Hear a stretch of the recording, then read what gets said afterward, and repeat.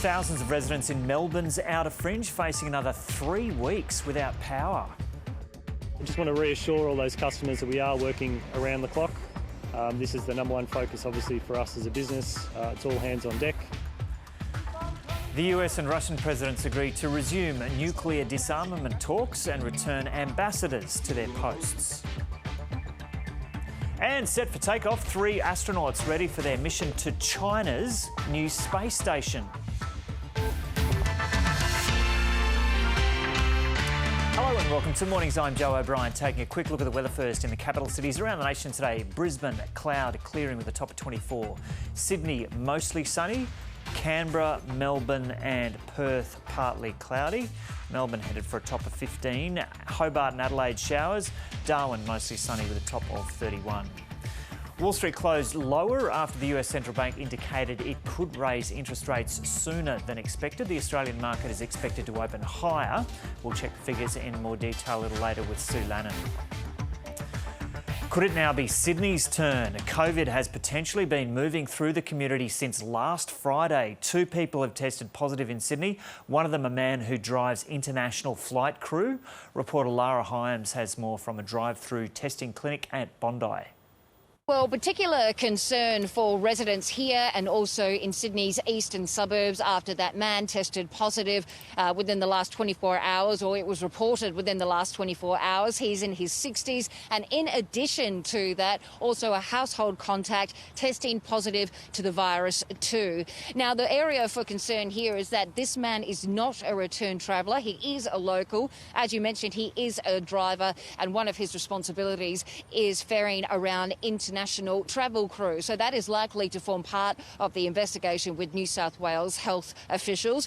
We're not sure where he is at in the vaccination journey or whether or not this incident is likely to trigger any kind of restrictions in New South Wales. We're expected to get more information in the coming days on that. Well, we have heard from Western Australian authorities. They have said that anyone who has travelled to New South Wales and has returned, who has visited some of those exposure sites, have been told to go and get tested and isolate for 14 days too. Now, this comes on the back of another incident yesterday involving 2 parties. The centre of that was a quarantine hotel. That was the Radisson Blu Hotel in Sydney's CBD rather. The couple that were staying there tested positive to COVID on day 2, and an individual tested positive to the virus on day 4 of the mandatory quarantine process. Now, the area for concern there is that both of those parties were in adjacent rooms. So some areas of concern for New South Wales health officials today. And take us through the list of exposure sites through Sydney now. Well, primarily, Joe, they are focused on Sydney's eastern suburbs, most of them in Bondi, a few in Vaucluse. There's about 10 or so. One main area for concern is some people who went and saw a film at the Event Cinemas in Bondi Junction complex. That was on Sunday. More details are on the New South Wales Health website about that. There have been testing clinics that have extended their hours. This clinic where I am now, at the Bondi Beach Clinic, that actually commenced operations early this morning from about 7:30, and we did see the lines really start to build up. They're beginning to die down a little bit now, but the lines was about 300 metres or so and extended to 3 lanes of traffic. So workers have been very busy here from this morning. Of course, 300 testing sites around Sydney to try to get people to get tested if they are showing any COVID symptoms. And another pop-up clinic has been established in Surrey Hills to deal with any of those exposure sites or exposure sites where people may have gone to. And that also includes Redfern, Zetland and one potential exposure site on Sydney's upper North Shore, and that is located at North Ryde. Lara Hyams reporting there in Sydney, and we'll have that key media conference from New South Wales authorities in about an hour's time with the New South Wales Premier and the Chief Health Officer. So New South Wales is once again on high alert with 2 cases found in Sydney's eastern suburbs. One of those is this driver who transported flight crew to hotel quarantine, and the second is his household contact. Professor Mary Louise McLaws is an epidemiologist and advisor to the World Health Organization. She says the speed of contact tracing will be critical in stopping further spread. She's also calling for the government to urgently introduce testing for all international passengers and flight crew immediately upon their arrival in Australia. If this driver has had contact with his friends outside his household, then it could be likely that they could spread it. And if they're caught very quickly before they become a second generation of sources, then we'll be fine. It's really all about the contact tracing and the speed at which these cases are identified. And yes, they have been identified very early, but if it's Alpha or Delta, that may not stop a knock-on effect of more cases. Even if it's only a couple of cases, it's a couple too many, and it's probably because of inadequacies with our quarantine system, be it the driver, be it at the quarantine hotels, or when people turn up at the airport, they're not getting tested fast enough as soon as they arrive, so that the authorities know exactly what they're dealing with and how to deal with it. Because this driver may have been in quite close contact with people in a bus, hopefully not a minibus, and there's not a lot of fresh air. And if there was more than one person who was exhaling particles out the side of their masks, that's one person too many. You say because of likely inadequacies in the quarantine system, but is it the case that we should expect, the reality is that this is just going to happen again and again now? That's a reality that I'm not prepared to accept, but it certainly is a reality, yes, that we will expect more cases because we're not testing as soon as people arrive on day zero so that we know where to take them and who we're dealing with. It doesn't mean that everybody's going to stay negative and they test negative at the airport. It doesn't mean those tests are perfect, but it does improve the ability to handle a positive person with one handling only and very carefully.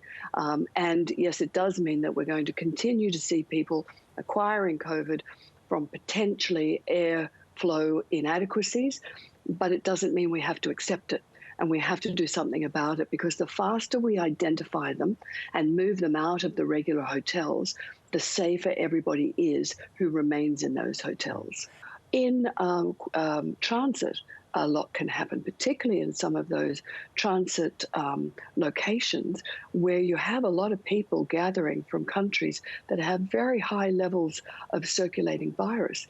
So you can't assume just because somebody tested negative up to 72 hours before they fly that they're going to remain negative.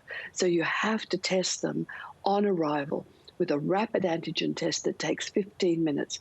Now, they're not perfect, but neither is letting a traveller go without the testing. That's highly imperfect. And so therefore, you would know what size bus to put them in. You don't put them in a small little van, because they're far too close to the driver, unless that driver has received 2 Pfizer injections plus 21 days. CDC says 21.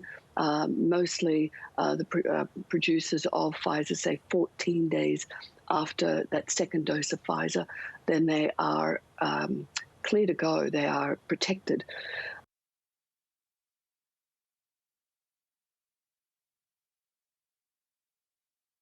Professor Mary Louise McLaws speaking to us there a little earlier, and really interesting to hear her talking about how she sees that there's this urgent need for the government to change the rules so that people who arrive in Australia from overseas, passenger and flight crew, are tested immediately upon arrival. She said that's something that can be done straight away to tighten up the system to try to ensure there are no other leaks.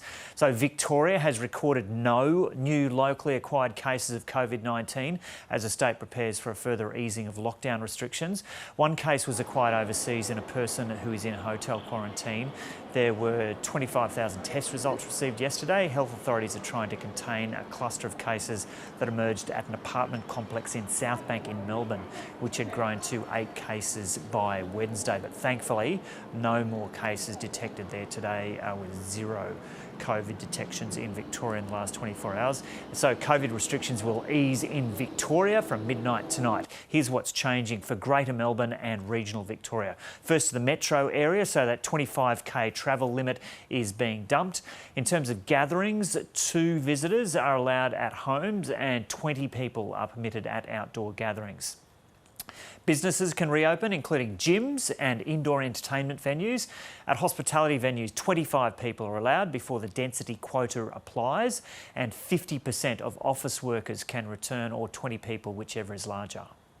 Masks will no longer be compulsory outdoors, but it's still recommended if you can't maintain a social distance. They are required indoors. In regional Victoria, public gatherings increased to 50, while 5 visitors are allowed at homes. Restaurants and cafes can welcome 300 people and 25 in smaller venues. 300 people are allowed at religious services, 100 at funerals, and at weddings it's 50. Now to other news, and just before we go to the situation in Victoria with the power outage, I'll just mention once again that key media conference this morning with concern about what's going on with COVID, the potential for COVID spread in New South Wales. So that key media conference for today at 11 o'clock Eastern Standard Time in 50 minutes. We'll bring that live here on the ABC News channel. Moving on to other news now, electricity provider AusNet says all available resources are being dedicated to restoring power in Melbourne's Dandenong ranges, but says parts of the network will actually need to be rebuilt because there's so much damage. Thousands of homes and businesses are facing another 3 weeks without supply after that destructive storm tore through about a week ago. AusNet's Stephen Neve says crews are working around the clock to repair infrastructure. 95% of our customers are back on supply, but appreciate that's little consolation for the 7,000 that have woken up this morning which is now the 7th morning in a row without power, particularly homes that rely on electricity for both their heating and their cooking. So I just want to reassure all those customers that we are working around the clock. This is the number one focus, obviously, for us as a business. It's all hands on deck, and we continue to make progress. In terms of this region, in the Mount Dandenong region, we were able to get access to this region on Monday. The road had been closed, so with the assistance of the SES and Vic Police, we got access into the Mount Dandenong Tourist Road, and the extent of the devastation up there is something we haven't seen before. We basically have no network left. The overhead infrastructure is pretty much gone. It requires a complete rebuild. We've spent 2 days there on Monday and Tuesday once we got access with our vegetation contractors clearing the roads. Safety is paramount for us. We needed to make sure it was safe to send our construction crews in. So they've got access to there as of Wednesday, and we've seen the extent of the damage and now understand what we need to do. And as I said, it is a complete rebuild of that network in the Mount Dandenong region. So we do expect to have around 3,000 customers from the Mount Dandenong region, which will be off supply for up to 3 weeks. We will progressively restore customers as they come online, but we do expect it to take up to 3 weeks to get every customer back on. Decorated war veteran Ben Roberts-Smith is expected to be cross-examined in a Sydney court today as a high-stakes defamation case nears the end of its 2nd week. Mr Roberts-Smith is suing 3 newspapers over articles they published in 2018 which reported serious allegations of wrongdoing in Afghanistan and domestic violence in Australia. Here's reporter Jamie McKinnell in Sydney. Ben Roberts-Smith has so far spent 4 days in the witness box of the Federal Court here in Sydney, and this will be his 5th. So far, though, he's been examined in the witness box by his own barrister, Bruce McClintock SC. Now, the 42-year-old has spent those 4 days issuing strong denials of all of the allegations which were contained in these stories published in 2018 by the Sydney Morning Herald, The Age and the Canberra Times newspapers. Those allegations included involvement in unlawful killings while Mr Robert Smith was overseas on deployment in Afghanistan, allegations that he bullied his SAS colleagues, and an allegation that he committed an act of domestic violence on a woman in Canberra. But today we're expecting will be the chance for Nine Entertainment, the publisher of two of the newspapers, to cross-examine the Victoria Cross recipient. So obviously cross-examination is a chance for Mr Robert Smith's opposition in the court to challenge or press him on the evidence we've heard so far. Nine Entertainment, Joe, is relying on a defence of truth, so we're saying he's expected to be cross-examined today, but it is only an expectation because as the lead-up to this trial has shown, there have been a lot of twists and turns, and the cross-examination should take place pending any further unexpected developments today. And what's been his demeanour in the witness box so far? Well, Ben Robert Smith has spent a lot of time detailing the missions that he went on with the SAS in Afghanistan. He's done a pretty good job of explaining those missions and using a lot of military lingo to put into layman's terms the actions of the troops on deployment. He's issued, as I said, very strong denials of all of these allegations. But a number of times yesterday, he appeared to become quite emotional. And that was when he was explaining the impact of the stories on his life and his family. A number of different times, Joe, he appeared to be on the verge of tears. One of those times was when he was speaking about the impact on his children and his fear that these stories might impact his children's lives, for example, by children saying mean or negative things to them in the schoolyard. Another time he became pretty emotional was when he spoke about his anxiety and being racked with anxiety, basically. He said it takes an enormous amount of effort each day to just get out of bed and put on a brave face when deep down he's traumatised by these stories. So he's been quite a strong witness so far, but as I said, a number of times he has appeared quite emotional in the witness box. Jamie McKinnell reporting there from Sydney. The Taliban appears to be on the verge of retaking the province of Uruzgan in Afghanistan, where Australian troops served for close to a decade. As international forces withdraw, the Taliban is steadily retaking districts.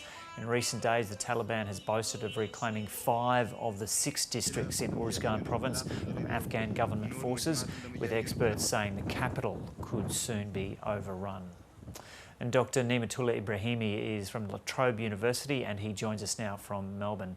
Nematullah Ibrahimi, welcome. So the first question that comes to mind from an Australian perspective on this is, what was the point of all the Australian efforts there and loss of life there if this region is now falling into the hands of the Taliban?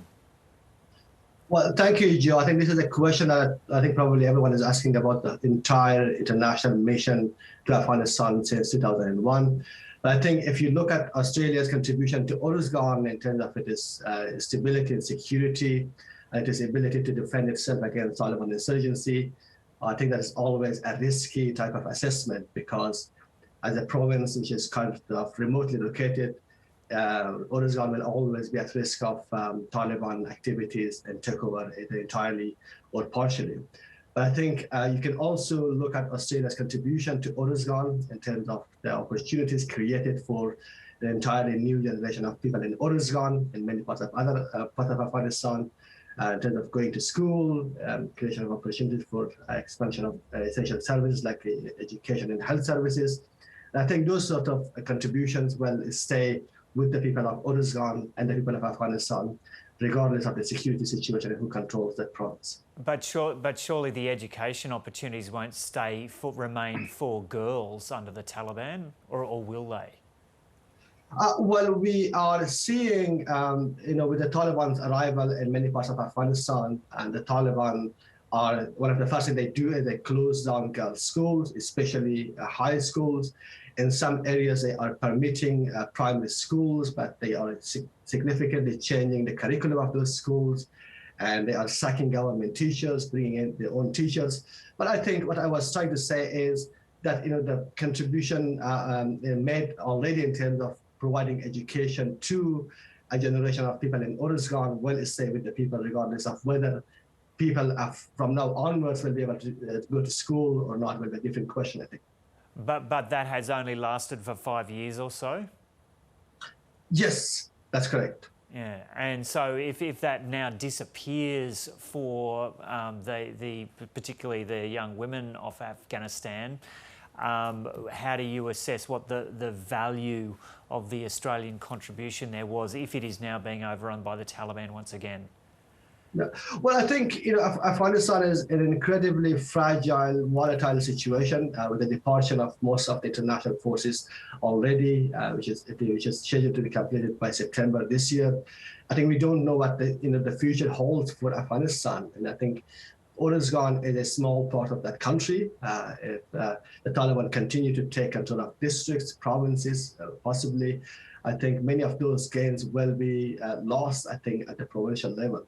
And I think that also calls for a sustained international diplomatic attention and engagement in Afghanistan. And I think it is important for Australia and the international community and the United States to stay engaged and really look at option B if the so-called peace process in the Taliban doesn't produce any political settlement. I think the international community must look into alternative options to avert what will be a disaster, I think, in Afghanistan, not only in Uruzgan, but also throughout Afghanistan. So what is the makeup of the Afghan government now, and why is it crumbling to the Taliban? Well, I think the Afghan security forces at the local level, they have been really fighting quite bravely in many parts of Afghanistan, but they have been losing quite a substantial number of districts over the past 1 month. And I think this is, in fact, showing the weaknesses of the Afghan security forces, the Afghan National Army in particular, in terms of their ability to provide logistics and air support. In these one areas, they were heavily dependent on foreign forces. Once those sorts of key supports are taken away from them, they're also facing significant challenges in supplying military outposts in remote areas like Uruzgan, and also providing air cover, which is, I think, a significant part of what they need to do to defend themselves against the Taliban insurgency. The Afghan government does sometimes describe the Taliban as terrorists. The whole idea of going into Afghanistan more than 10 years ago for the international community was to address the issue of terrorist bases within Afghanistan. What is the likelihood of Afghanistan once again becoming a base for terrorist organisations, taking into account already that the Afghan government refers to the Taliban as terrorists? Well, I think the country and areas under Taliban control is already home to a significant number of foreign terrorist fighters. That includes Al-Qaeda, several other groups from Central Asia and other parts of the world. And I think there is a high likelihood that with the departure of most of the foreign forces, the security vacuum which will emerge there, these groups will reorganize to organize attacks elsewhere outside Afghanistan. But when we talk about terrorism, we should also keep in mind that the Taliban is already perpetrating terrorism on a daily basis against the people of Afghanistan, from attacks, daily attacks in places like Kabul and other cities, but also like provincial centers. And these are what you would describe as terrorism under any minimal definition of the term anywhere in the world. But I think when we see about terrorism is also as a source of threat to international peace and security. And I think the departure of foreign forces and the security vacuum will provide that opportunity for these groups to come back, reorganize, and essentially redirect their efforts to international targets as well. Yeah, but if it's ended up in this mess after all these years of the international community being there, what else can possibly be done to try and help the Afghan people establish a country that is not run by a government which will play host to terrorist organisations? Well, I think that would probably require quite a sustained political and diplomatic engagement, a long-term commitment to the Afghan security forces. The Afghan government in the middle of war doesn't have the capacity to raise domestic revenues, which will fund the Afghan security forces in the near to long-term future. And it's also, I think, important to understand the psychology of conflict like the one in Afghanistan. And that is often shared by the way international community signaling its commitment to the situation and the government and the people of Afghanistan. I think a long-term commitment, even if it is smaller in the scale, would go a long way in creating confidence in the Afghan government, in the Afghan security forces, and in the direction that people of Afghanistan would like to take their country to in the future. Yeah. Okay, Niamatullah Ibrahimi, thanks so much for talking to us this morning from Melbourne. Thank you for having me, Joe. China is about to send humans into space for the first time in almost 5 years. 3 astronauts will travel to the country's new international, well, it's not the international, it's because the International Space Station was what we've heard of so frequently over the last several years. Now the Chinese have their own space station where they're going to conduct spacewalks and science experiments. It's almost time for liftoff. These astronauts have been chosen to be the first humans to step foot on China's space station. Their mission? To continue its construction. This is our country's first manned spaceship mission during the construction of the space station. There are many tasks to be done. It's a giant leap for China, but it was created because a US law bars NASA from working with them, meaning they can't visit the International Space Station. So they're making their own. Since April, China's space agency has been sending sections of its 3-part station into orbit. The recently successfully launched Tianhe core module and Tianzhou 2 cargo ship are now operating in orbit as a combination. The Shenzhou 12 spaceship will carry out rendezvous and docking with the core module combination in orbit. This 3-month space stay will break the country's record for 30 days in space. And it won't just be limited to inside the station. Long spacewalks are also required. The amount of time spent outside the cabin on this mission is much longer than previous missions, and there will be many rounds of extravehicular activity. The team have been training hard for this mission, and while the others have participated in multiple space operations, it's not deterring the newcomer. There is pressure and more confidence because it's my first mission. Pressure is unavoidable, as the mysterious space is full of many unknowns. This is just the 3rd of 11 missions needed to finish the project by 2022, as China makes further strides in the final frontier. Jordan Butler, ABC News.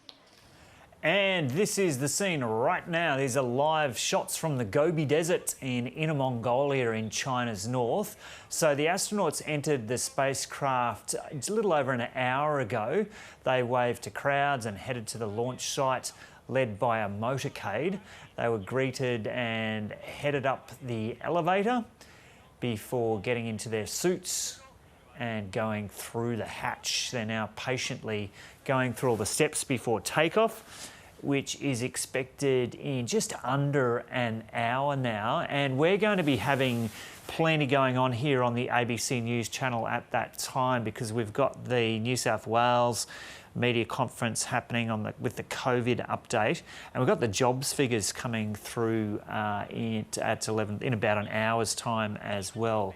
But we'll definitely keep an eye on what's happening there in the Gobi Desert. Yeah, historic moment there with these 3 veteran astronauts taking off. Two of them are actually older than me, but taking off, in a little under an hour's time, and headed to the Chinese space station. So they're the first Chinese astronauts who are actually going to be on the space station and working on it. So we'll keep an eye on that here on the ABC News channel over the next hour or so. Time now for Check of the Weather. It's a very good morning to Nate Byrne. Nate, g'day. So there were severe storms through large parts of Queensland and New South Wales yesterday. Are things more settled today? Yeah, definitely they are, Joe. It was pretty impressive to watch these storms rolling through. They were bringing damaging winds. We saw gusts getting towards 80 kilometres an hour out of some of these.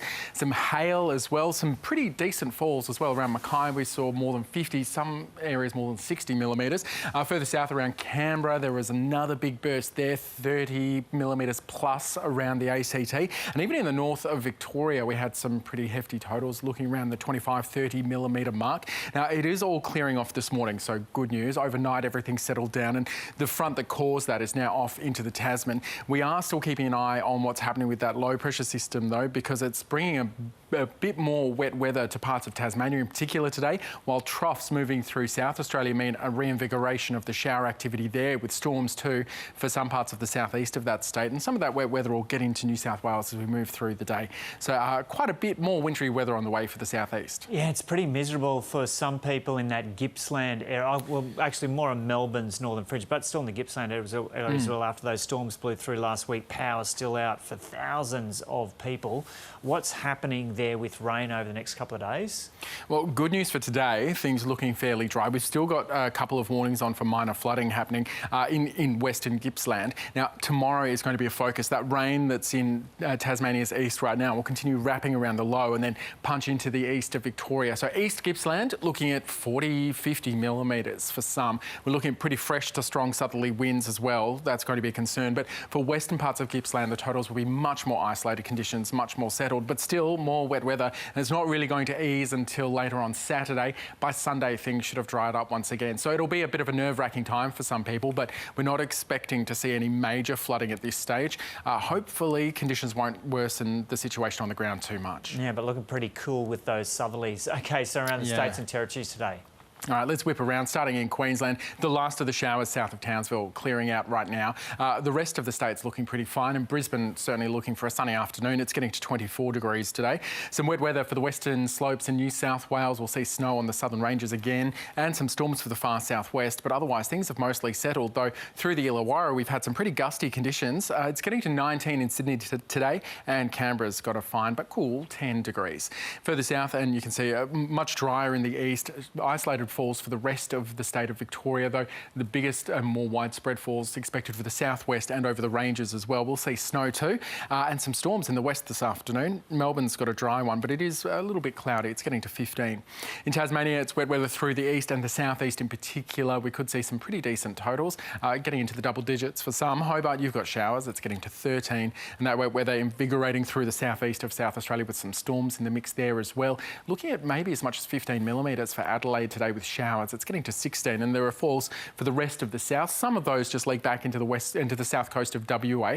Otherwise, it's going to be clear skies for the south of the state. Perth's got a fine 19, but further north, there's a bit of cloud through parts of the Pilbara, so maybe some light falls there, and a couple of showers possible for the northeast at the top end, Joe, but don't expect much out of that. Darwin's not getting any of it, staying dry, getting to 31. Cheers, Nate. You can keep up to date at news.abc.net.au and on iView. Here are the day's top stories.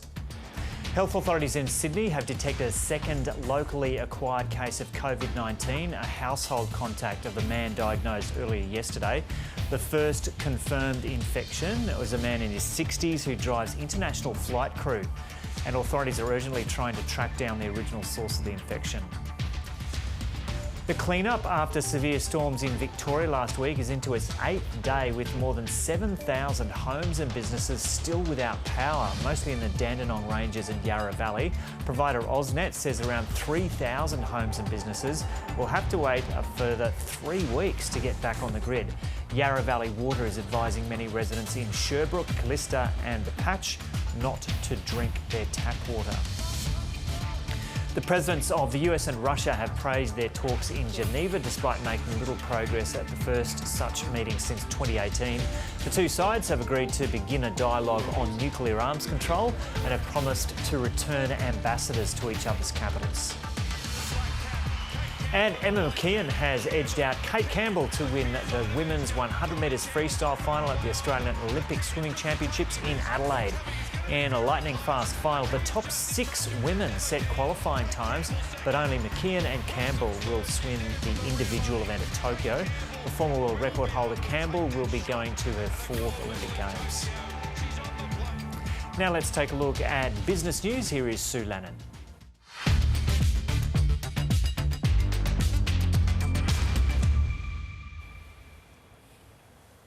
Good morning. The US Central Bank has signalled it could raise interest rates a year earlier than expected. Now, as the US economy recovers, the US Federal Reserve has indicated it may raise interest rates by 2023.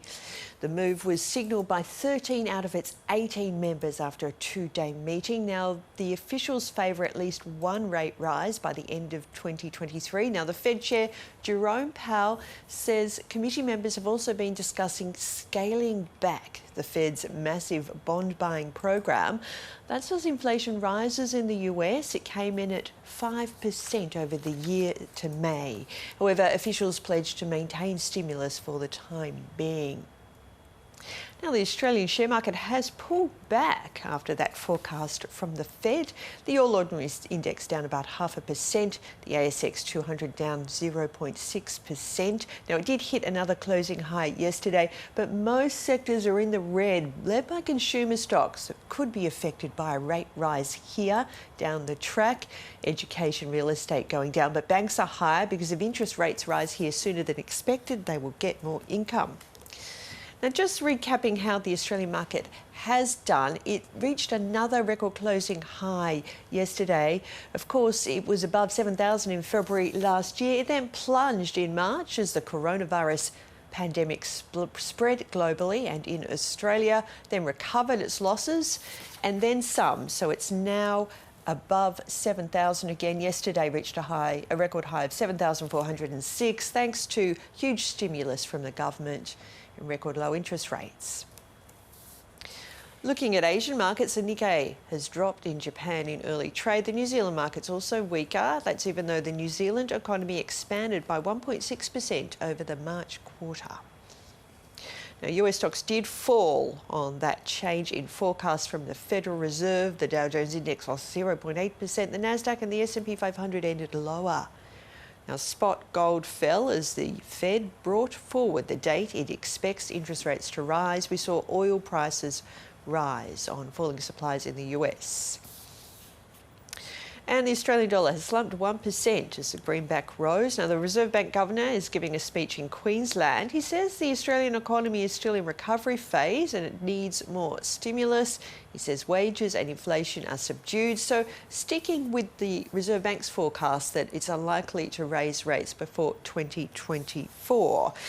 And Joe, we'll have the latest jobless figures at 11:30 Eastern Time. Economists expecting the rate to stay steady at 5.5%, with around 30,000 jobs created in May. Okay, thanks, Sue. Urgent